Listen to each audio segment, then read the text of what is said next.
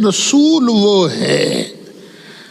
جس کی شان لکھی ہوئی پاتے ہیں اپنے پاس تورات میں بھی اور انجیل میں بھی،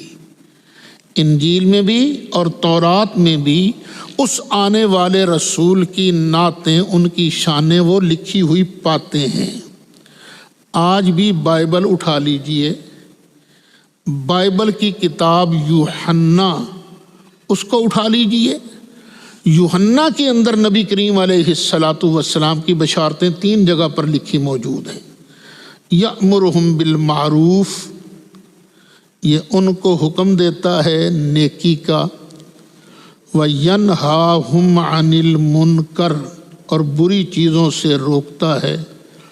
وَيُحِلُّ لَهُمُ الطَّيِّبَاتِ، اور پاکیزہ چیزیں یہ ان کے لیے حلال فرماتا